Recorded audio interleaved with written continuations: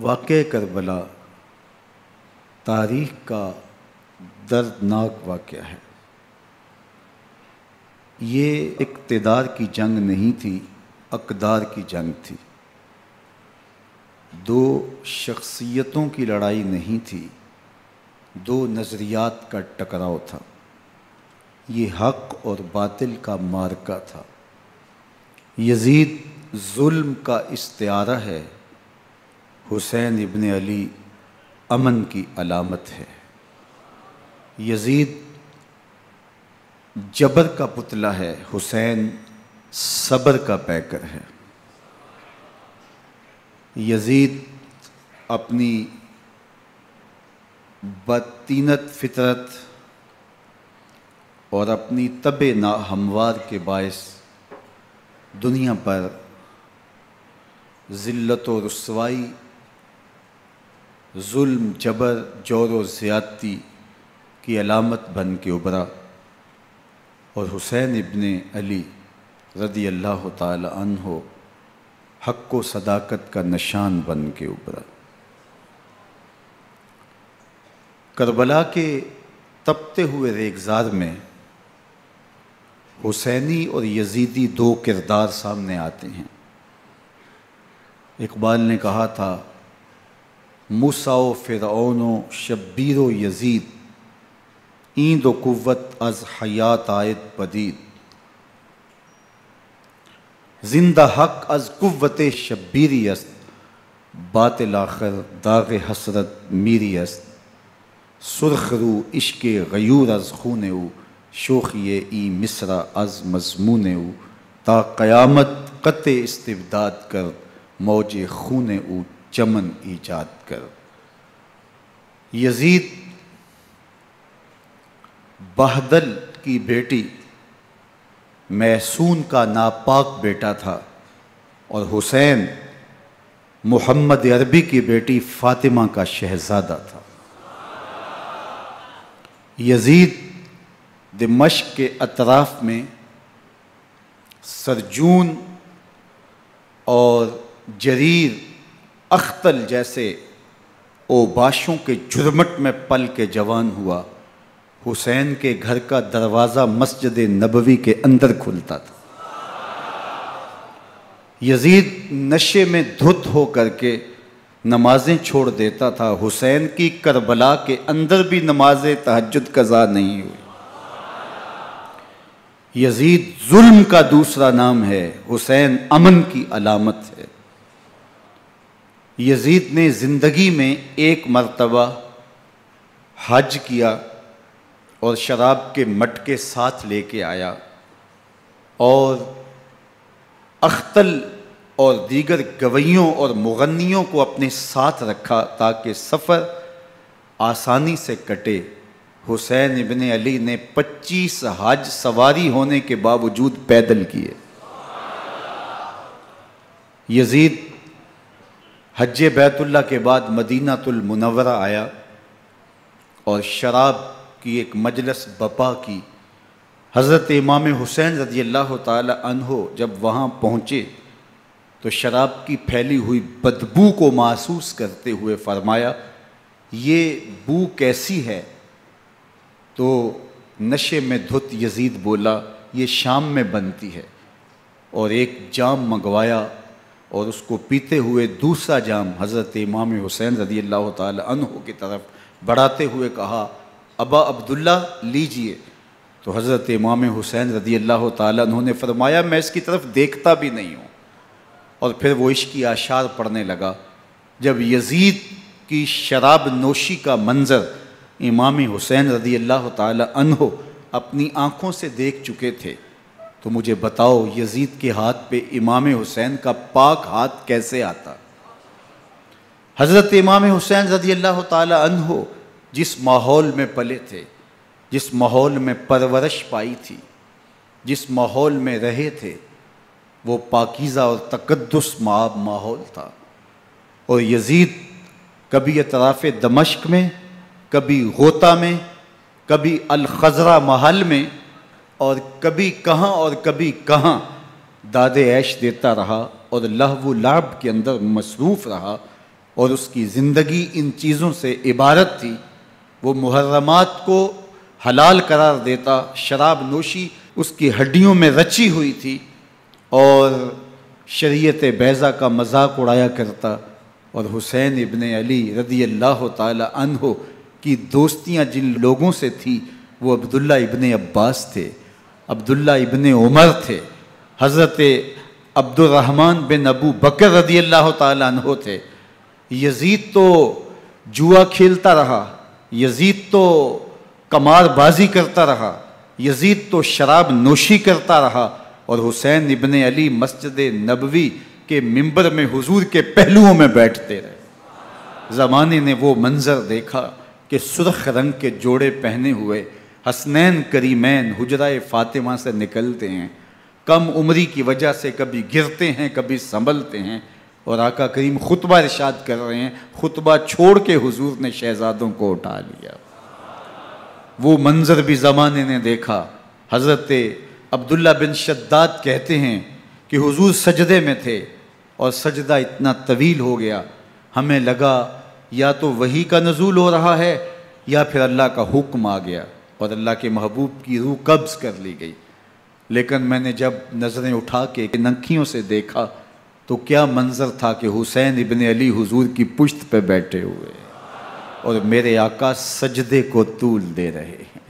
اللہ اکبر! حسین کے لیے پیغمبر کے سجدوں کو طول دیا جا رہا ہے۔ حسین ابن علی کبھی ممبر پہ حضور کی اطراف میں بیٹھتے ہیں، وہ منظر بھی دنیا نے دیکھا کہ حضور کے مبارک کندھوں پر حسین ابن علی بیٹھے ہیں اور حضور کی زلفوں کو پکڑا ہوا ہے۔ تو حضرت عمر رضی اللہ تعالیٰ عنہ دیکھ کے کہتے ہیں واہ واہ کیسی سواری میسر آئی حسین ابن علی کو۔ تو میرے آقا مسکرا کے کہتے ہیں عمر سواری دیکھتے ہو سوار بھی تو دیکھو۔ اللہ اکبر! حضرت اسامہ بن زید بن حارثہ رضی اللہ تعالیٰ عنہ فرماتے ہیں رات کا ایک پہر گزر گیا اور مجھے حضور سے کوئی کام تھا، میں آقا کریم کی خدمت میں حاضر ہوا، در دولت پہ دستک دی، حضور تشریف لائے تو چادر اوڑی تھی، بکل کی ہوئی تھی میرے حضور نے، تو میں نے اپنی حاجت کہی تو حضور نے میری حاجت پوری کر دی۔ لیکن ایک منظر میں نے دیکھا کہ حضور نے جو چادر کی بکل فرمائی تھی اس کے اطراف میں پہلوؤں میں ابھار تھے جس طرح اندر کوئی ہو۔ مجھ سے نہ رہا گیا، میں نے پوچھ لیا، میں نے کہا بندہ نواز چادر کے اندر کیا ہے؟ فَكَشَفَهُ، تو حضور نے چادر کو کھول دیا۔ فَإِذَا الْحَسَنُ وَالْحُسَيْنُ عَلَىٰ وَرِكَيْهِ، تو کہتے ہیں میں نے اپنی آنکھوں سے دیکھا ایک پہلو سے امام حسین لپٹے ہوئے تھے، ایک پہلو سے امام حسن لپٹے ہوئے تھے۔ فرمایا یہ میرے بیٹے ہیں، یہ میری بیٹی کے بیٹے ہیں، اے اللہ میں ان سے پیار کرتا ہوں، تو بھی ان سے پیار کر، جو ان سے پیار کرے اس سے بھی پیار کر۔ ان کی محبت کا درس دیا، ان کے پیار کا سبق پڑھایا، کہا ان سے پیار کرنے والا میرے سے پیار کرنے والا ہے، ان سے بغض رکھنے والا میرے سے بغض رکھنے والا ہے۔ ان کی تکلیف حضور کو بے چین کر دیتی تھی۔ حضرت سیدہ فاطمہ الزہرا رضی اللہ تعالی عنہ کے گھر کے قریب سے گزرے تو حضرت امام حسین کے رونے کی آواز آ رہی تھی، تو آقا کریم علیہ السلام نے فرمایا کہ فاطمہ حسین کو چپ کرواؤ، الا تعلمی ان بقاءہ یوزینی، تو جانتی نہیں حسین کا رونا مجھے دکھ دیتا ہے۔ حسین ابن علی کو حضور رونے نہیں دیتے تھے، ان کو دکھی نہیں ہونے دیتے تھے، کیونکہ رسول اللہ صلی اللہ علیہ وسلم جانتے تھے کہ یہ کتنے دکھ سہے گا، کتنی تکلیفوں سے گزرے گا اور کتنے مصائب سہے گا۔ زمانے نے وہ گھڑیاں بھی دیکھیں کہ حضرت حذیفہ بن یمان رضی اللہ تعالیٰ عنہ فرماتے ہیں کہ میں حضور کی خدمت میں نماز مغرب کی ادائیگی کے لیے حاضر ہوا، اور میں نے یہ اجازت خاص طور پہ اپنی ماں سے اس شرط پہ لی تھی کہ امی آپ مجھے اجازت دیں، میں حضور کی خدمت میں حاضر ہوتا ہوں، مغرب کی نماز بھی ادا کروں گا اور پھر حضور سے عرض کروں گا حضور میرے لیے اور میری ماں کے لیے بخشش کی دعا کر دیجئے۔ ماں نے اس شرط پہ اجازت دے دی اور میں حضور کی خدمت میں آ گیا، نماز مغرب ادا کی، سلام پھرا تو میرے دل میں آرزو تھی میں حضور سے عرض کروں حضور میرے لیے اور میری ماں کے لیے مغفرت کی بخشش کی دعا کر دیں، لیکن حضور عبادات میں، ذکر میں، نوافل میں ایسے مشغول ہوئے کہ میں آرزو رکھنے کے باوجود بھی عرض نہ کر سکا۔ خیر نماز عشاء کا وقت ہوا، اذان پکاری گئی، حضور مصلی پہ آئے، نماز پڑھی، سلام پھرا، تو میرے دل میں پھر خیال آیا کہ ماں سے ایک نماز کی چھٹی لی تھی، نمازیں بھی 2 ہو گئیں، ماں نے جاتے پوچھنا ہے حضور سے میرے لیے اور اپنے لیے مغفرت کی بخشش کی دعا کروائی تھی، تو کیا جواب دوں گا؟ اور حضور اٹھے اور کاشانہ اقدس کی طرف چل دیے۔ اب میرے دل میں یہ خیال رہ کے آ رہا تھا کہ ماں کو کیا جواب دوں گا، میں تو حضور سے بخشش و مغفرت کی دعا کروا ہی نہیں سکا۔ جب حضور چل پڑے تو غیر ارادی طور پہ میں بھی حضور کے پیچھے چل پڑا۔ چلنے میں تھوڑی سی رفتار تیز ہو گئی جس سے قدموں کی آہٹ پیدا ہوئی، تو جب آواز پیدا ہوئی تو حضور نے رخ پھیرے بغیر فرمایا من ھذا، میرے پیچھے پیچھے کون آ رہا ہے؟ پھر خود ہی کہا حذیفہ تو نہیں؟ تو میرا دل دھڑک رہا تھا، قلت نعم، میں نے کہا جی حضور میں حذیفہ ہوں۔ فرمایا ما حاجتک غفر اللہ لک ولامک، کیا کام ہے؟ اللہ تجھے بھی بخش دے، تیری ماں کو بھی بخش دے۔ اب جو کام تھا وہ جنبش لب سے پہلے ہی ہو گیا، یہاں تو لفظوں کا سہارا بھی نہیں لینا پڑتا، وہ بند لبوں کی بولیاں بھی سنتے ہیں۔ اقبال بولا ہے فروغت صبح آثار و دہور، چشم تو بی نندائے ما فی الصدور، تیری نظر تو سینوں کے چھپے راز بھی دیکھتی ہے۔ تو کہا ما حاجتوں کا غفر اللہ لک ولامک، اللہ تجھے بخش دے، تیری ماں کی بھی مغفرت کر دے، کیا کام ہے؟ اب جو کام تھا وہ تو ہو گیا۔ تو میرے حضور نے ارشاد فرمایا حذیفہ سنو، ابھی ایک فرشتہ آیا ہے جو اس سے قبل دھرتی پر پہلے کبھی نہیں آیا، آج پہلی مرتبہ اللہ سے اجازت لے کے 2 کام کرنے آیا ہے۔ ایک تو مجھے سلام کرنے آیا ہے اور دوسرا خوشخبری دینے آیا ہے کہ آپ کی بیٹی فاطمہ جنتی عورتوں کی سردار ہے اور حسن اور حسین جنتی جوانوں کے سردار۔ ایک طرف یزید ناپاک میسون کا پلیت بیٹا، اور ایک طرف محمد عربی کا نواسا، فاطمہ کے دودھ کا اثر، علی المرتضیٰ کے خون کی تاثیر، رسول اللہ صلی اللہ علیہ وسلم کے کندھوں پہ بیٹھنے والا۔ ایک دن حضور نے امام حسین رضی اللہ تعالیٰ عنہ کے ہاتھ پکڑ لیے اور ان کے پاؤں اپنے پاؤں پہ رکھے اور پھر فرمایا بیٹے آگے بڑھو، اور ان کے پاؤں حضور کی پنڈلیوں پہ آئے۔ پھر کہا بیٹے اور آگے بڑھو، حتیٰ کہ ان کے پاؤں حضور کی رانوں پہ آئے۔ پھر فرمایا بیٹا اور آگے بڑھو، تو ان کے پاؤں حضور کے مبارک بطن اقدس پہ آئے۔ پھر بازوؤں کو کھینچ کے اپنے قریب کیا اور حسین ابن علی کے منہ میں اپنی زبان رکھ دی، اور وہ اس طرح چوس رہے تھے جس طرح کھجور چوسی جاتی ہے۔ تو اللہ کے محبوب علیہ السلام نے حسین ابن علی کو اپنی زبان کا لعاب دہن دے کر کے، وہ شیر رحمت دے کر کے، وہ کوثر و تسلیم سے پاکیزہ تر آب رحمت عطا کر کے ان کی ہمیشہ کے لیے پیاس بجھا دی، تاکہ کل کربلا کے تپتے ہوئے ریگزار میں حسین ابن علی کو پیاس کی شدت تنگ نہ کرے اور پائے استقلال میں لغزش نہ آنے پائے۔ ان نازوں سے پالے ہوئے حسین کو، ان محبتوں سے پالے ہوئے حسین ابن علی کو امتحان بھی اتنے بڑے درپیش تھے۔ یاری تیری سونا پر ازمیشاں تیریاں اگ، سونا پرکھیا جامدہ ہے نال اگاں دے لگ۔ جتنا بڑا شخص ہوتا ہے اتنی آزمائشیں بھی بڑی ہوتی ہیں۔ پیغمبر رحمت کی آغوش میں کھیلنے والا، حجرہ فاطمہ کا جانشین، مصلی رسول کا وارث، منبر رسول صلی اللہ علیہ وآلہ وسلم پر حضور کے مبارک پہلو اور گود میں بیٹھنے والا حسین، حضور کی زبان چوسنے والا حسین، حضور کے کندھوں پہ سواری کرنے والا حسین، آقا کریم علیہ الصلوۃ والسلام کے مبارک سجدے کی حالت کے اندر حضور کی پشت پہ کھیلنے والا حسین، جس حسین کا دروازہ مسجد نبوی کے اندر کھلتا تھا اور یزید کی کرتوتوں کے چشم دید گواہ تھے۔ یزید جب تخت نشین ہوتا ہے تو اسے یہ فکر ہوتی ہے کہ امام حسین، عبداللہ بن زبیر، عبداللہ بن عمر، عبداللہ ابن عباس یہ میری بیعت کریں۔ اور وہ ولید بن عقبہ کو لکھتا ہے کہ ہر صورت میں ان کی بیعت لو، اور اگر بیعت نہ دیں تو سختی کرو۔ حضرت امام حسین رضی اللہ تعالی عنہ کو بلاوا آتا ہے کہ آپ کو دارالامارت میں گورنر ہاؤس میں بلایا جا رہا ہے، ولید بن عقبہ کا پیغام آپ کو پہنچتا ہے۔ آپ اس وقت فرماتے ہیں کہ اس وقت جو پیغام پہنچا ہے وہ کسی خطرے سے خالی نہیں ہے، تو کچھ سواروں کو ساتھ لیا، کہا تم دارالامارت کے باہر کھڑے رہنا، اگر میری آواز بلند ہوئی تو اندر آ جانا، ورنہ تم انتظار کرنا۔ آپ اندر گئے۔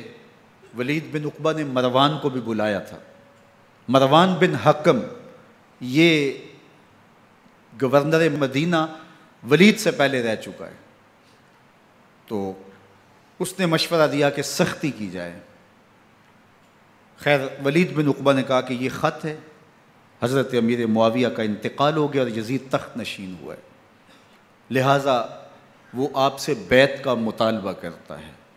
تو حضرت امام حسین رضی اللہ تعالیٰ عنہ نے فرمایا کہ میرے جیسا شخص یوں چھپ کے بیعت نہیں کر سکتا، اور آپ واپس پلٹے۔ مروان بن حکم نے ولید بن عقبہ کو کہا کہ یہ موقع ہے جانے نہ دیا جائے، اگر یہ نکل گئے تو دوبارہ تم قابو نہیں پا سکو گے، اور انہیں یہیں قتل کر دیا جائے۔ حضرت امام حسین رضی اللہ تعالیٰ عنہ نے یہ بات سن لی۔ کہتے ہیں حضرت امام حسین انہی قدموں کے بل واپس پلٹے اور مروان بن حکم سے مخاطب ہو کے کہا، مروان کیا بول رہا ہے؟ وہ خاموش ہو گیا۔ فرمایا تو جانتا نہیں ہم کون ہیں؟ آنا حسین ابن علی ابن ابی طالب، میں حسین ہوں، میں علی کا بیٹا ہوں، ہمارے گھر میں قرآن اترتا رہا ہے، وحی کا نزول ہوتا رہا ہے، اور یزید فاسق ہے، فاجر ہے، مسلمانوں کا قاتل ہے اور شرابی ہے، میں ڈنکے کی چوٹ پہ یزید کی بیعت سے انکار کرتا ہوں۔ بس حیدری کچھار سے محمدی شیر نکل آیا ہے۔ اب اوسان خطا ہو گئے، راستہ چھوڑ دیا، واپس آئے، سیدہ زینب سے ملے، کہا مدینے کو چھوڑنا پڑے گا۔ کہا بھیا کیا ہوا؟ کہا یزید بیعت لینے پہ مصر ہے اور میں کسی صورت بھی بیعت نہیں کروں گا، رسول اللہ کا مدینہ ہمارے خون سے لالہ زار بنے گا، میں نہیں چاہتا کہ حضور کے شہر نور کی حرمت پامال ہو۔ دوستو وہ کیسا منظر ہوگا جب حسین ابن علی نے آخری حاضری حضور کے روضے پہ دی ہوگی۔ حاجی یا معتمر 10 دن کے لیے، 8 دن کے لیے، 20 دن کے لیے مدینہ المنورہ عارضی سکونت اختیار کرتا ہے، اور حضور کے روضہ انور سے، اس شہر نور سے، ان گلیوں سے، ان بام و در سے ایسا مانوس ہو جاتا ہے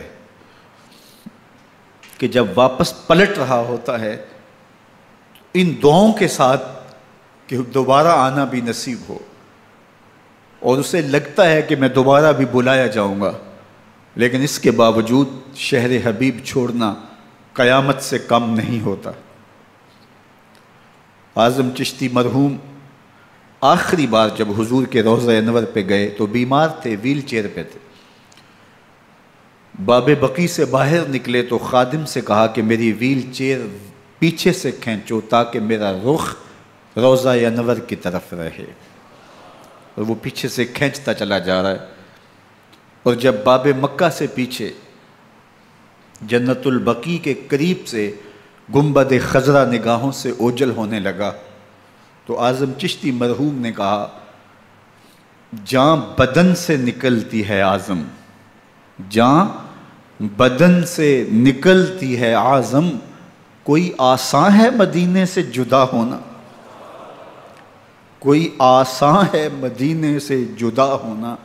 یہ اس شخص کی کہانی ہے جو 10 دن، 5 دن، مہینہ، 2 ماہ وہاں رہتا ہے، اور پھر اس شہر کو چھوڑ کے آنا اس کے لیے آسان نہیں ہوتا۔ اور مجھے بتاؤ کہ حسین جو پیدا مدینے میں ہوا، جس کے گھر کا دروازہ مسجد نبوی کے اندر کھلتا تھا، جو مسجد نبوی کے اندر پرورش پا کے جوان ہوتا ہے اور مدینے کی گلیوں میں کھیلتا رہا، اس حسین ابن علی کے لیے مدینہ چھوڑنا، اور پھر وہ اس بات کا علم اور شعور رکھتے تھے کہ یہ آخری بار حضور کے در پہ حاضری ہے، دوبارہ اس شہر نور میں نہیں آ سکوں گا، تو کیا قیامت ہوگی اور کیا منظر ہوگا۔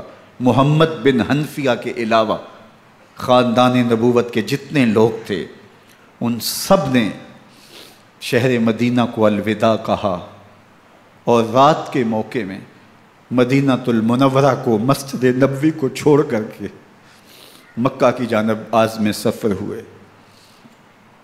3 شعبان المعظم کو مکہ المکرمہ پہنچتے ہیں، ادھر کوفیوں کے خطوط آنے شروع ہو جاتے ہیں۔ حضرت امام حسین رضی اللہ تعالیٰ عنہ مسلم بن عقیل رضی اللہ تعالیٰ عنہ کو صورتحال معلوم کرنے کے لیے بھیج دیتے ہیں۔ 40,000 کوفی آپ کے ہاتھ پہ بیعت کر لیتے ہیں۔ ادھر 25 پیدل حج کرنے والے حضرت امام حسین 8 ذی الحج کو احرام باندھتے ہیں، لیکن آپ کو پتہ چلتا ہے کہ حاجیوں کے روپ میں قاتل چھپا دیے گئے، تو آپ اس احرام کو حج کی بجائے عمرے میں بدلتے ہیں اور کوفے کی جانب عازم سفر ہوتے ہیں۔ کائنات والو، ذرا سینے پہ ہاتھ رکھ کے دیکھو کہ یہ کتنا مشکل مرحلہ تھا۔ اس دین کی آبرو کو بچانے کے لیے حضرت امام حسین رضی اللہ تعالیٰ عنہ نے کتنا بڑا قدم اٹھایا۔ آپ کے بہی خواہ، دوست، احباب عبداللہ بن عمر یہ سارے روکتے ہیں، عبداللہ بن عباس کہتے ہیں حضرت نہ جائیے، الکوفی لا یوفی، کوفی کبھی وفا نہیں کرتے، آپ کے والد کو وہاں شہید کیا گیا، لیکن آپ ایک فرض کو نبھانے جا رہے ہیں۔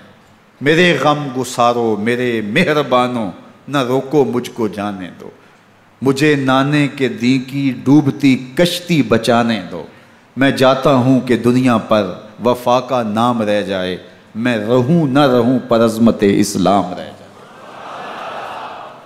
میں نہیں جاتا تو نبی کے گھر کی آن جاتی ہے، میں نہیں جاتا تو نبی کے گھر کی آن جاتی ہے، تمہارا دین جاتا ہے میری غیرت ایمان جاتی ہے۔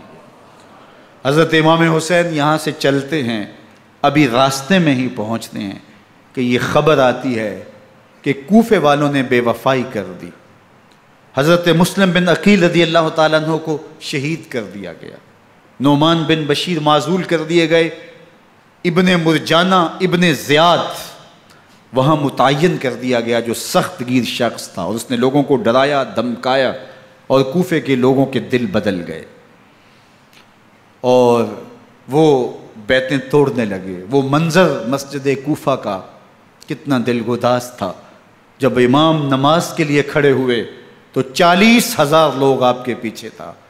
جب سلام پھیرا اور امام نے دیکھا کہ پیچھے لوگ نہیں ہیں، پھر لوگوں نے اپنے دروازے بھی بند کر لیے۔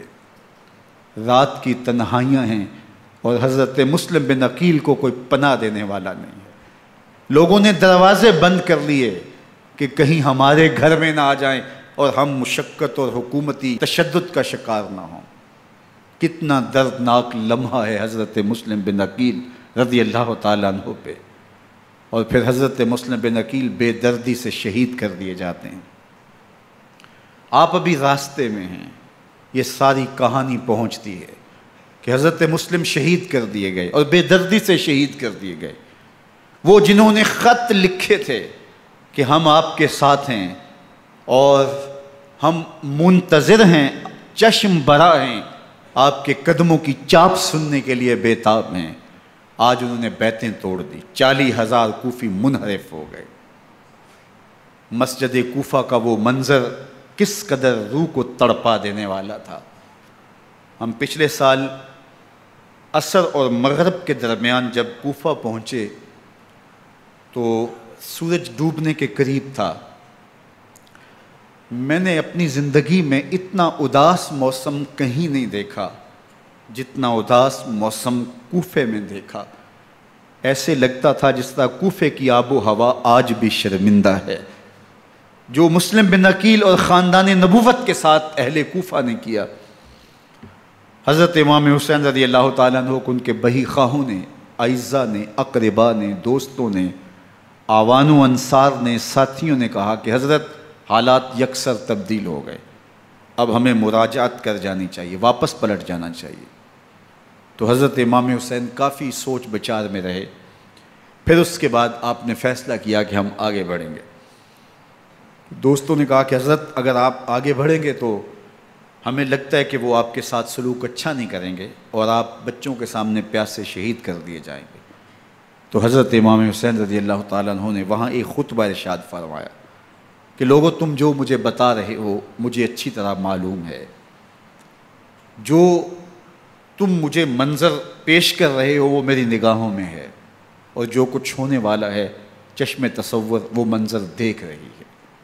چونکہ حضرت امام حسین رضی اللہ تعالیٰ عنہ کی شہادت کی خبر حضرت امام حسین کے پیدا ہوتے ہی خاندان نبوت میں عام تھی۔ حضور علیہ الصلوۃ والسلام کو یہ بات جبریل امین نے آ کے بتائی تھی جب حسین ابن علی کے ساتھ حضور محبت کا اظہار کر رہے تھے، تو یہ جبریل امین نے آ کے کہا تھا حضور آپ کا یہ بیٹا ارض طف میں شہید کر دیا جائے گا، اور کربلا کی مٹی لا کے حضور کو دی اور ام سلمہ کو حضور نے عطا کر دی۔ حضرت ام سلمہ کہتی ہیں کہ ایک دن میں سوئی تو خواب دیکھا کہ حضور کے مبارک بال بکھرے ہوئے ہیں اور سخت پریشان ہیں، تو میں نے کہا کہ حضور آپ کی یہ کیا حالت ہے؟ وَبِيَدِهِ قَارُورَةٌ، اور حضور کے ہاتھ میں ایک شیشی ہے، فیہا دمن، جس کے اندر خون ہے۔ تو میں نے کہا حضور یہ کیا؟ فرمایا میں قتل گاہ حسین سے آ رہا ہوں اور یہ حسین ابن علی کا خون ہے۔ تو کہا 10 محرم کا دن تھا، دوپہر کا یہ منظر تھا، میں کیلولہ کر کے اٹھی، جب میں نے دیکھا تو وہ شیشی جس میں کربلا کی مٹی رکھی تھی وہ خون بن چکی تھی۔ تو یہ خبر پہلے دی گئی تھی، یہ بتا دیا گیا تھا۔ فرمایا میرے دوستو جو تم مجھے بتاتے ہو میں اس سے بے خبر نہیں ہوں، یہ سب کچھ ہونے والا ہے، لیکن اس کے باوجود میں کیوں جا رہا ہوں؟ تو آپ کا ایک تاریخ ساز جملہ ہے جو کربلا کے فلسفے کو ہمارے سامنے رکھتا ہے کہ یہ اتنا بڑا امتحان کیوں دیا۔ حضرت امام حسین رضی اللہ تعالیٰ عنہ نے فرمایا وَلَكُمْ فِيَّ أُسْوَةٌ، میں اس لیے جا رہا ہوں قیامت تک ظلم، جبر اور ناانصافی کے خلاف کھڑے ہونے والوں کے لیے کوئی نمونہ تو ہو۔ میری زندگی قیامت تک ظلم، جبر اور استحصالی نظام کے خلاف کھڑے ہونے والوں کے لیے نمونہ ہے۔ تو حضرت امام حسین رضی اللہ تعالیٰ عنہ نے حق اور باطل کے درمیان ایک سرخ لکیر کھینچ دی اپنے خون سے۔ اب حق اور باطل کا امتیاز کرنا مشکل نہیں ہے، کوئی باطل پہ اڑا رہے تو الگ بات ہے، لیکن امتیاز کرنا مشکل نہیں ہے۔ حدود بالکل واضح کر دیں۔ اقبال نے یہاں کتنی خوبصورتی کے ساتھ اس مضمون کو نبھایا۔ سرخ رو عشق غیور از خون او، شوخی این مصرع از مضمون او، تا قیامت قطع استبداد کر، موج خون او چمن ایجاد کر۔ ایک جہاں آباد کر دیا، حق اور باطل کی راہیں اجال دی۔ اب لوگوں کو یزید کا چہرہ پہچاننے میں دیر نہیں لگتی، وقت کے ہر یزید کا چہرہ آسانی سے پہچانا جا سکتا ہے۔ یہ معرفت زمانے کو کروائی کس نے؟ حسین ابن علی نے کروائی رضی اللہ تعالی عنہ۔ تو حضرت امام حسین نے فرمایا کہ جو میرے ساتھ ہونے والا ہے میں اچھی طرح جانتا ہوں، لیکن میں اس کے باوجود آگے بڑھوں گا۔ پھر بڑھے اور کربلا میں جا کے خیمہ زن ہو گئے۔ 7 محرم کو پانی بند کر دیا گیا۔ پانی بند ہوا تو کھانا بھی میسر نہیں تھا، لیکن ذکر پانی کا ہوتا ہے اس لیے کہ کھانے کے بغیر انسان کئی دن کاٹ لیتا ہے، لیکن پانی کے بغیر گزر نہیں ہوتی۔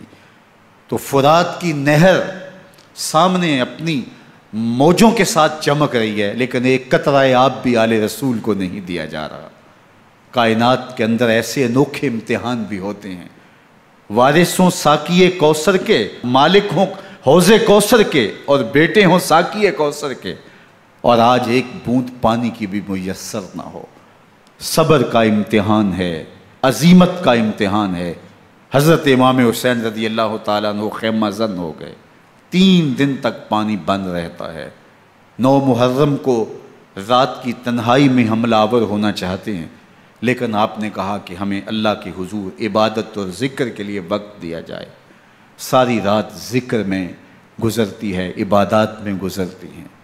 رات کے اندھیرے میں آپ چراغ بجھا دیتے ہیں۔ آوان و انصار کو کہتے ہیں کہ ان کی دشمنی میرے ساتھ ہے، انہیں میرا خون چاہیے، اگر تم رات کی تاریکی میں نکل جاؤ تو میں تم سے کوئی مواخذہ نہیں کروں گا، اور یہ بھی تمہارا پیچھا نہیں کریں گے، اس لیے کہ ان کا مطلوب تم نہیں ہو، ان کا مطلوب میں ہوں۔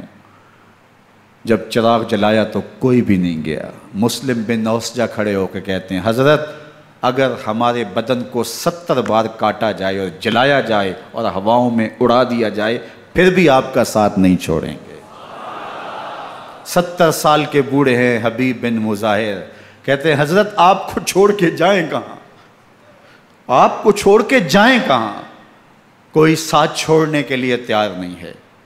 پیاس ہے، سخت گرمی ہے، کربلا کا ماحول ہے، 72 افراد اور خاندان کی خواتین میدان کربلا میں خیمہ زن ہیں۔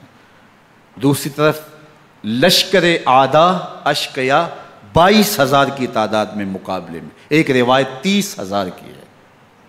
ان صرف 72 پیاسے لوگوں کے لیے اتنے لوگوں کو جمع کرنے کا مقصد خوف زدہ کرنا تھا۔ شرط ہے کہ یا یزید کی بیعت کر لیں، محاصرے توڑ دیں گے، پانی دستیاب ہوگا، اعزاز و اکرام سے نوازا جائے گا، خزانوں کے منہ کھول دیے جائیں گے۔ لیکن حسین ابن علی کہتے تھے سب کچھ لٹ جائے گا، باطل کے ہاتھ پہ ہاتھ نہیں رکھوں گا۔ اللہ اکبر۔ اب صبح طلوع ہوتی ہے، عاشور کا دن چڑھتا ہے، سورج اپنی پوری تمازت کے ساتھ گرمی برسا رہا ہے۔ آج خاندان نبوت کا امتحان زمانے نے دیکھنا ہے۔ رسول اللہ کا لعاب چوسنے والا اس کے صبر کا آج امتحان ہے، حضور کے کندھوں پہ کھیلنے والے حسین کا آج امتحان ہے۔ اللہ اکبر۔ حسین ابن علی تمام حجت کرتے ہیں میں نے تمہارا کچھ نہیں بگاڑا، میں نے کسی کا خون نہیں کیا، میں نے کوئی زیادتی نہیں کی، تم کیوں میرے قتل کے در پہ ہو؟ تم جانتے نہیں میں کون ہوں؟ میں تمہارے نبی کا نواسا ہوں، رسول اللہ صلی اللہ علیہ وآلہ وسلم کے کندھوں پہ کھیلتا رہا ہوں، حضور کا لعاب چوستا رہا ہوں، اور میں بوسہ گاہ رسول صلی اللہ علیہ وآلہ وسلم ہوں۔ لیکن ان اشقیاء کے دل پر کوئی چیز اثر انداز نہیں ہوتی۔ ایک ہور ہے، اللہ اس کے دل میں نرمی ڈالتا ہے۔ پہلے تو امام حسین کو گھیر کے لے کر کے آتا ہے، لیکن بعد میں وہ قافلہ یزید سے قافلہ حسین کی طرف آ جاتا ہے۔ امام حسین فرماتے تو دنیا میں بھی ہور ہے، آخرت میں بھی ہور ہے، آزادی مل جاتی ہے۔ باقی 22,000 کا لشکر جرار امام حسین کے قتل کے در پہ ہے۔ پھر تاریخ نے خاندان نبوت کا وہ انوکھا امتحان دیکھا۔ حضرت امام حسین کے بچے بالخصوص خواتین پیاس کی شدت میں حلق خشک ہیں۔ حضرت سکینہ تڑپ کے اپنے باپ سے کہتی ہیں کہ مجھے 6 ماہ کے علی اصغر کی پیاس نہیں دیکھی جا رہی۔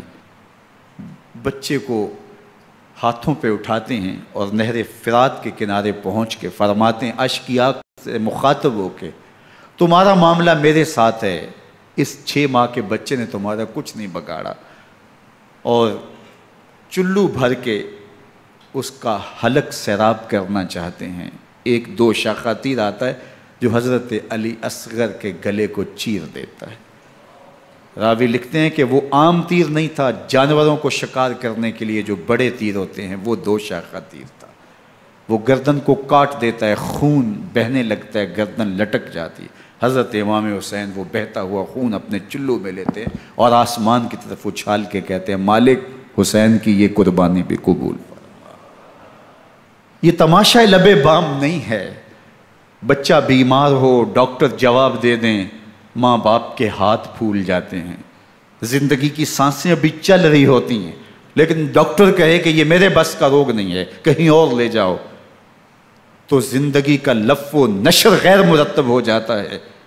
میں سلام پیش نہ کروں حسین ابن علی کو، 6 ماہ کا علی اصغر ہاتھوں میں دم توڑتا ہے، گردن لٹک جاتی ہے، خون بہہ رہا ہے، اب خیموں کی طرف بڑھ رہے ہیں، لیکن زبان پہ شکایت نہیں ہے، کہتے ہیں مالک حسین کی یہ قربانی قبول کر لے۔ اب خیموں کی طرف آنا، شہر بانوں ام رباب سیدہ زینب حضرت سکینہ سلام اللہ علیہا کا سامنا کوئی آسان کام نہیں تھا، لیکن حسین ابن علی آتے ہیں، شہزادے کو یہاں خیموں کے قریب رکھ کے کہتے ہیں کہ یہ حوض کوثر سے سیراب ہو گیا ہے۔ اللہ اکبر، کوہرام مچ جاتا ہے خیموں کے اندر، کیا منظر ہوگا، اور ان کو کن الفاظ کے پیرائے میں ڈھال کر کے ان کیفیات کو بیان کیا جا سکتا ہے جو اہل بیت کے خیموں کے اندر علی اصغر کی شہادت کے بعد کا منظر رقم ہو رہا ہوگا۔ اللہ اکبر، ادھر عشقیہ آوازیں دے رہے ہیں، مبارزت کے لیے پکار رہے ہیں۔ زمانے نے پھر وہ منظر بھی دیکھا کہ جوان بیٹے کو 18 سال کی کمائی حضرت امام حسین میدان عمل میں بھیج رہے ہیں۔ وہ علی اکبر جو حسین کا نور نظر ہے، آنکھوں کا قرار ہے، دل کی تسکین ہے۔ اور پھر حضرت علی اکبر جب گھوڑے کی زین سے فرش زمین پہ گرتے ہیں تو باپ کو آواز دیتے ہیں، اور حضرت امام حسین جو ہے وہ آگے جا کے بیٹے کی لاش اٹھاتے ہیں۔ اللہ اکبر، 18 سال کے بیٹے کی لاش کو کندھوں پہ اٹھا کے خیموں تک لاتے ہیں اور ہاتھ پھیلا کے کہتے ہیں مالک حسین کی یہ قربانی بھی قبول فرما۔ کبھی قاسم بن حسن کی لاش اٹھا کے لاتے ہیں، کبھی اون و محمد کی لاشیں اٹھا کے لاتے ہیں، بتیجوں کی، بھانجوں کی، بھائی عباس کے کٹے ہوئے بازو اور زخموں سے چھدا ہوا لاشا۔ کیا کیا قیامتیں تھیں جو اس کربلا کے ایک میدان کے اندر نہیں توڑی گئیں۔ حضرت امام حسین پر دکھ پہ دکھ، تکلیفوں پہ تکلیفیں، اب 71 لاشیں اٹھا کے خیموں تک پہنچا چکے، اور ادھر مبارزت کی دعوت دی جا رہی، آؤ میدان عمل میں آؤ، اب دیر کیوں کر رہے ہو۔ رسول اللہ کا حرم، رسول اللہ کی شہزادیاں جو نازوں میں پلی تھیں، وہ کلیاں جو شبنم کا بوجھ بھی گوارا نہیں کر سکتی تھی، آج مصیبتوں کے پہاڑ ٹوٹ گئے۔ حضرت امام حسین کبھی شہربانوں کو، کبھی ام رباب کو دلاسا دیتے ہیں، کبھی حضرت زینب کو کہتے ہیں۔ حضرت زینب کربلا کے اس میدان کے اندر بڑے حوصلے کے ساتھ اپنے بھائی کے ساتھ کھڑی رہی، اپنے 2 بیٹے راہ خدا میں پیش کیے، ان کی لاشیں وصول کی، لیکن زینب جس جرأت کے ساتھ، جس پامردی کے ساتھ اس سارے منظر کو حوصلے کے ساتھ سہتی رہی، وہ یقیناً حوصلہ سیدہ زینب سلام اللہ علیہا کا ہی ہے۔ لیکن یہ وہ منظر تھا کہ زینب کا دل بھی ڈول گیا جب حسین ابن علی گھوڑے پہ بیٹھنے لگے، اور ان کو گھوڑے میں بٹھانے والا کوئی نہیں تھا، اور جو بھی سوار جاتا پھر واپس اس کی لاش ہی آتی اور حسین ابن علی لے کے آتے۔ آج حسین ابن علی جا رہے ہیں، زندگی کا سارا سرمایہ لٹ رہا ہے، حضرت زینب سلام اللہ علیہا سنبھل نہیں رہی۔ حضرت امام رضی اللہ تعالیٰ عنہ اٹھے اور آپ نے حضرت زینب کو صبر کی تلقین کی اور کہا کہ صبر ہی بہترین ذریعہ ہے اور اللہ کی قربت کا ایک بہترین سبب ہے، اور ان کو صبر کی تلقین کرتے ہوئے فرمایا کہ میرے بعد تم نے اس ذمہ داری کو سنبھالنا ہے، اور ان مخدرات اسلام کی، ان شہزادیوں کے پردے کی تم نے حفاظت کرنی ہے۔ اور پھر گھوڑے کی زین کس کے امام حسین لشکر اشقیاء کی طرف بڑھتے ہیں۔ اب خیموں سے سسکیوں کی آواز آ رہی ہے، ان کا سردار، ان کا تاجدار آج سب کو چھوڑ کے کربلا کے میدان کی طرف بڑھ رہا ہے۔ جرم کیا کیا، قصور کیا کیا، اس نے کیا زیادتی کی کہ آج نیزوں اور انیوں کے مقابلے میں 22,000 کا لشکر حضرت امام حسین پہ ٹوٹ پڑتا ہے۔ آپ پھر اتمام حجت کرتے ہیں، میں نے کسی کو قتل نہیں کیا، خون ناحق نہیں بہایا، میرے خون کے درپے کیوں ہو، اپنی آخرت کیوں برباد کرتے ہو، تم جانتے نہیں میں کون ہوں، میں تمہارے نبی کا نواسا ہوں۔ لیکن ابن زیاد کہتا ہے مقابلے میں آؤ۔ پھر حضرت امام حسین رضی اللہ تعالیٰ عنہ مقابلے میں آتے ہیں، اور جب گھوڑے کو ایڑ لگا کے دشمن اشقیاء پہ ٹوٹتے ہیں تو پھر ایسا منظر ہوتا ہے کہ وہ بھیڑ بکریوں کی طرح آگے بھاگتے ہیں۔ 71 زخم کلیجے پہ لیے شجاعت کا یہ پیکر جب میدان میں آتا ہے، آواز آتی، یہ کون ذی وقار ہے، بلا کا شاہ سوار ہے، لباس ہے پھٹا ہوا غبار سے اٹا ہوا، تمام جسم نازنی چدا ہوا کٹا ہوا، یہ نبی کا نور عین ہے، یہ بالیقین حسین ہے، یہ حسین ابن علی ہے رضی اللہ تعالیٰ عنہ۔ پھر چاند بادلوں میں گھر جاتا ہے، شامی ہنڈے تیر برساتے ہیں، تلواروں سے آپ کے بدن پر ضربیں لگاتے ہیں اور نیزوں سے آپ کے بدن کو پرو دیتے ہیں۔ جب آپ کا پیراہن بعد میں اتارا گیا تو آپ کے پیراہن میں 122 سوراخ تیروں کے تھے، 33 زخم تلواروں کے اور 34 گھاؤ نیزوں کے تھے۔ جب گھوڑے کی زین سے فرش زمین پر آئے، بدن چھلنی تھا، زخم زخم سے خون بہہ رہا تھا، 3 دن کا پیاسا حسین، اللہ اکبر، بدن زخموں سے چور، 71 لاشیں کلیجے پہ لیے، مخدرات اسلام کے پردے کا خیال دل میں الگ ہے، لیکن گھوڑے کی زین سے جب فرش زمین پہ امام حسین آتے ہیں، زبان پہ ہائے نہیں، نالا و شیون نہیں، چیخ و پکار نہیں، آتے ہی پیشانی سجدے میں رکھتے ہیں اور پکارتے ہیں اللہم ردن بقضائک وصبرن علی بلائک تسلیما لامرک سبحان ربی العالی۔ مالک گھر لٹا کے، بچے لٹا کے، خاندان سب کچھ قربان کر کے، اپنے بدن کو زخموں سے چھلنی کروا کے، تیروں اور نیزوں کی انیوں سے اپنے آپ کو زخمی کروا کے، تیرے حضور سر جھکا کے یہ اقرار کرتا ہوں کہ حسین تیری تقدیر پہ راضی ہے، مالک تو بھی بتا، تو بھی حسین پہ راضی ہوا ہے کہ نہیں ہوا۔ آواز آ رہی ہے، اس پیاسے پر علی شیر خدا کو ناز ہے، اس نواسے پر محمد مصطفیٰ کو ناز ہے۔ اوروں نے بھی سجدے کیے پر اس کا عجب انداز ہے، اس نے وہ سجدہ کیا جس پر خدا کو ناز۔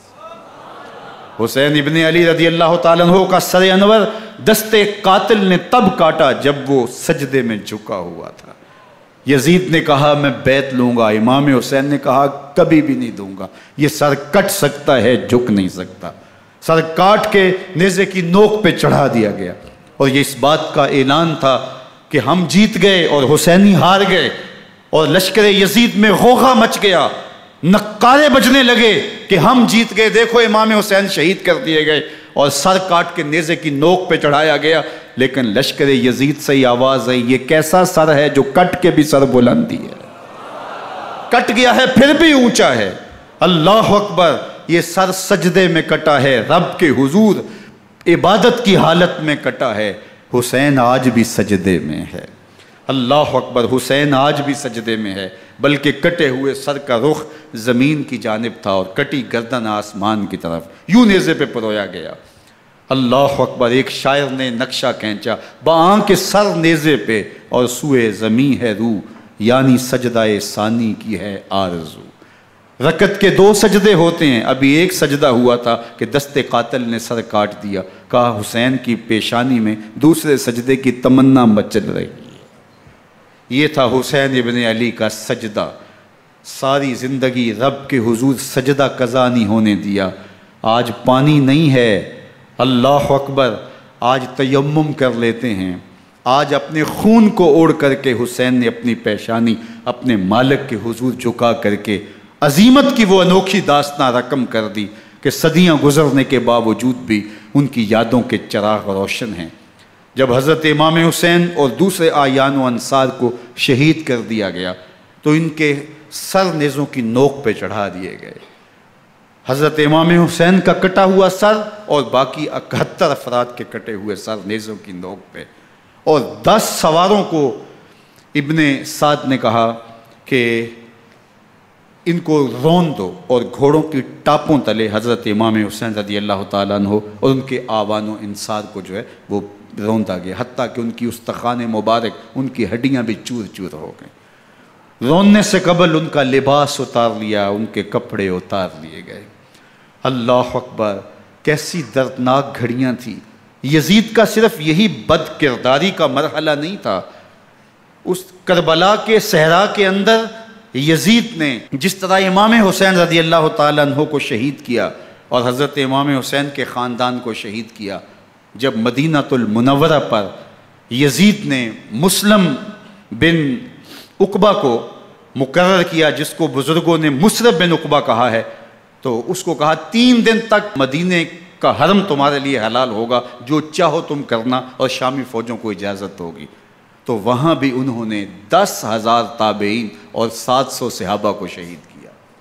حضرت ابو سعید خدری رضی اللہ تعالیٰ عنہ گھر سے باہر نکلے، کافی بوڑھے ہو چکے تھے، تو انہوں نے حضرت ابو سعید خدری کو پکڑ لیا، کہا تم کون ہو؟ کہا مجھے ابو سعید خدری کہتے ہیں۔ تو کہا ہاں تمہارا نام سنا ہے، اور داڑھی سے پکڑ کے کھینچا اور کہا کہ ہے تمہارے پاس جو ہمیں دو؟ تو کہا کہ میرے پاس تو کچھ بھی نہیں، میں تو فقیر آدمی ہوں۔ تو ان کے گھر ان کو لے گئے، تو 2 کبوتر رکھے تھے حضرت ابو سعید خدری نے، تو وہ کبوتر لوٹ کے لے گئے۔ اللہ اکبر۔ حضرت ابن سنان رضی اللہ تعالیٰ عنہ کو، جو حضور کے علم بردار تھے فتح مکہ کے دن، ان کو ستو پہلے پلائے اور پھر ان کی گردن کاٹی گئی، اور کہا یہ ہے وہ ستو جو تم زندگی میں آخری بار پیو گے۔ ایک گھر میں داخل ہوئی شامی فوج، تو ایک خاتون کے ابھی بچہ پیدا ہوا تھا، اور قابلہ نے، دائیہ نے وہ بچہ ماں کی چھاتی پہ لٹایا، اور وہ ماں کا پہلا دودھ پی رہا تھا۔ تو یہ جا کے کہنے لگے نکالو تمہارے پاس جو کچھ ہے۔ تو اس خاتون نے کہا تم جانتے ہو یہ بچہ کون ہے؟ تو انہوں نے کہا ہم نہیں جانتے۔ کہا یہ حضرت ابن ابی کبشہ انماری رضی اللہ تعالیٰ عنہ کا بچہ ہے، اور یہ وہ صحابی ہیں کہ جو بیت الشجرہ کے موقع پہ حضور کے ہاتھ پہ بیعت کرتے ہیں۔ انہوں نے اس چیز کا لحاظ نہ کیا کہ جو کچھ ہے وہ ہمیں دو، ورنہ تیرے بچے کو نہیں چھوڑیں گے۔ تو ماں بچے سے مخاطب ہو کے کہتی ہے، ابھی بچہ پیدا ہوا ہے اور ماں سے پہلا دودھ پی رہا ہے، کہ بیٹے اگر میرے پاس کچھ ہوتا، وہ قیمتی سے قیمتی چیز بھی ہوتی، تیری جان کے لیے قربان کرتی، لیکن اس وقت میرے پاس کچھ ہے نہیں۔ تو ایک شکی آگے بڑھا اور بچے کو ایک ٹانگ سے پکڑ کے کھینچ کے دیوار کے ساتھ پٹک کے مارا، جس سے دماغ کا بھیجا نکل گیا۔ کیا کیا زیادتیاں نہیں کی۔ 700 صحابہ حرہ کے واقعہ میں شہید کیے یزید نے، اور 10,000 تابعین شہید کیے۔ مسجد نبوی میں ممبر رسول کے ساتھ گھوڑے باندھے، اور وہ ممبر رسول اور مصلی رسول کے قریب لید کرتے رہے۔ حضرت سید عبد المسیب فرماتے ہیں میں نابینا تھا اور حضور کے روضہ انور کے پاس بیٹھا تھا، اور یزید کے سپاہی آتے، جو بھی مسجد میں نظر آتا پکڑ کے لے جاتے، مجھے نابینا سمجھ کے چھوڑ دیتے، لیکن میں پریشان تھا کہ ظہر کا وقت ہوگا، عصر کا وقت ہوگا، مغرب عشاء کا وقت ہوگا، نہ اذان، نہ اقامت، نہ جماعت، تو کیسے مجھے پتہ چلے گا کہ نماز کا وقت ہو گیا، اور کیسی میری نمازوں کا کیا بنے گا؟ میں اس فکر میں بیٹھا تھا۔ لم ازل اسمع الاذان والاقامت من قبر رسول اللہ صلی اللہ علیہ وآلہ وسلم۔ فرماتے ہیں جب بھی پھر نماز کا وقت آیا، گنبد خضرا سے اذان کی بھی آواز آئی، اقامت کی بھی آواز آئی۔ 3 دن تک مسجد نبوی کے اندر گھوڑے بندے رہے، اور مدینہ کی حرمت پامال کی۔ مدینہ کے گھروں کے اندر یہ بدکماش داخل ہوئے، اور جو بدکاریاں انہوں نے کی، کلیجہ منہ کو آتا ہے۔ 1002 شیزائیں ان بدکاروں کی بدکاریوں کی وجہ سے کنواری حالت کے اندر حاملہ ہوئی۔ 3 دن تک مدینے کا حرم انہوں نے پامال کیا، اور پھر مکہ المکرمہ میں کعبۃ اللہ پر گولے برسائے، اور کعبہ کا غلاف جل گیا۔ وہ تو یزید مر گیا، اور حضرت عبداللہ ابن زبیر رضی اللہ تعالیٰ عنہ نے اپنی خلافت کا اعلان کیا۔ یزید کے یہ کرتوت تھے، ادھر اہل مدینہ کو ستایا، ادھر اہل مکہ کو ستایا، اور رسول اللہ صلی اللہ علیہ وسلم کے خانوادے کی بے حرمتی اور توہین کی۔ نہ صرف انہیں قتل کیا گیا، ان کی لاشوں پہ گھوڑے دوڑائے۔ ابن سعد اور شمر جو ہے وہ خیموں میں داخل ہوا، اور مخدرات اسلام کی چادریں چھیننے کی کوشش کی۔ حضرت زینب سلام اللہ علیہ نے مخاطب ہو کے کہا ہمارے چہرے کے رکھوالے چلے گئے ہیں، ظالم تو خیال نہیں کرتا ہم رسول اللہ کی بیٹیاں ہیں۔ حضرت شہربانو، حضرت زین العابدین اور حضرت زینب سلام اللہ علیہم، ان تینوں کو ایک اونٹ پہ باندھا گیا، اور باقی اونٹوں پہ باقی سادات کو، حضور کی شہزادیوں کو باندھا گیا، رسیوں میں جکڑا گیا، اور اونٹوں پہ باندھ کر کے کوفے کی جانب آگے آگے شہیدوں کے سر چل رہے ہیں، اور پیچھے یہ قافلہ چل رہا ہے۔ اور جب یہ قافلہ وہاں سے گزرا جہاں لاشیں پڑی تھیں، امام زین العابدین 14 سال کے تھے اور بیمار تھے، اور ان کا حوصلہ نہ ہوا، وہاں غشی ان کے اوپر آنے لگی، اور وہ منظر ابن کثیر نے، باقی لوگوں سب نے لکھا ہے کہ پھر جب ان کی یہ حالت ہوئی تو پھر سیدہ زینب سلام اللہ علیہ، جنہوں نے ابھی تک بڑے حوصلے کے ساتھ ساری مشکلات کا مقابلہ کیا تھا، اب ان کے بندن ٹوٹ گئے اور آنکھوں سے آنسو بہنے لگے، اور سیدہ زینب نے امام حسین رضی اللہ تعالیٰ عنہ کی لاش پہ کھڑے ہو کے، اور وہ روندی ہوئی لاش، ٹوٹی ہوئی ہڈیاں، اور وہ برینا بدن، کٹا ہوا سر نیزے کی نوک پہ، اور لاش یہ پڑی ہے، تو حضرت سیدہ زینب نے مدینے کی طرف منہ کر کے جو ہے وہ حضور سے فریاد کی، یا محمد آہو، یا محمد آہو، ھذا حسین بالآراء مزمل بالدماء، یا محمد آہو بناتوں کا سبایا۔ یا رسول اللہ، اے پیارے آقا، یا جد آہو، اے ہمارے نانا محترم، یہ دیکھیے آپ کا حسین پڑا ہوا ہے۔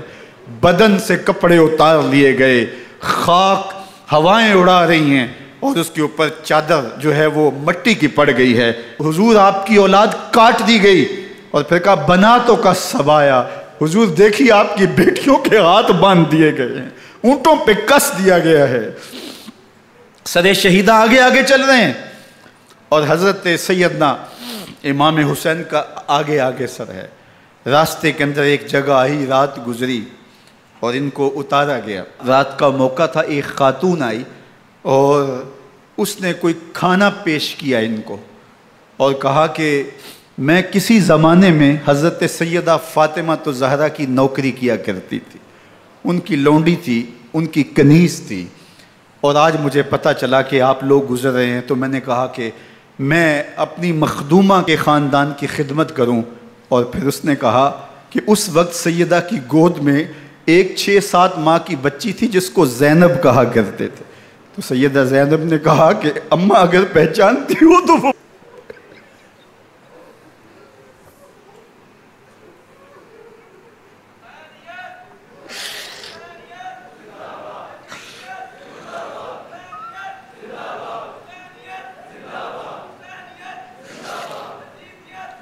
یہ تاراج اور لٹا ہوا کارواں پھر وہاں سے کوفے میں کیسے پہنچا، اور کوفے کے اندر سیدہ زینب سلام اللہ علیہا نے وہ یزید کے دربار میں، ابن زیاد کے دربار میں وہ جرأت آمیز جو باتیں کہیں، اللہ اکبر، زینب کی زبان میں علی کی خطابت بول رہی تھی، اور پھر دشمن اور دوست سارے رونے لگے، اور وہ کیا دل گداز منظر تھے۔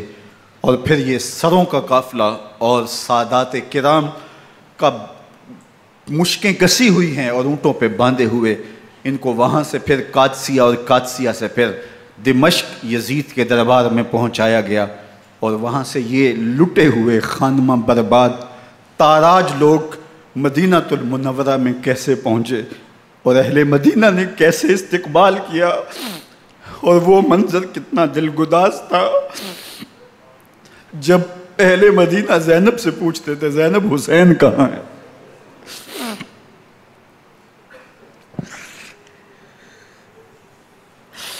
بے مروت بے وفا تیرا بھی کیا افسانہ ہے، جس نے اپنی ہی شمع کو گل کیا تو وہ پروانہ ہے۔ اپنے پیغمبر کے شہزادوں کو اور اپنے پیغمبر کی شہزادیوں کو جو دکھ اس امت نے دیے، یہ کائنات کی ایک انوکھی داستان ہے۔ اللہ ہمیں اسوہ شبیری پہ عمل کی توفیق عطا کرے اور ان کے نقوش پاک کی برکتیں دے، اہل بیت کی محبت ہماری روحوں میں جذب کر دے، اور جس عظیمت کے ساتھ، جس حوصلے کے ساتھ انہوں نے دکھوں کو جھیلا، جو دہکتی آگ کے شعلوں پہ سویا وہ حسین، جو جواں بیٹے کی میت پر نہ رویا وہ حسین، جس نے سب کچھ کھو کے کچھ نہ کھویا وہ حسین، مرتبہ اسلام کا جس نے دوبالا کر دیا، خون نے جس کے دو عالم میں اجالا کر دیا، جو کہ سوزے غم کو سانچے میں خوشی کے ڈھال کے مسکرایا موت کی آنکھوں میں آنکھیں ڈال کے۔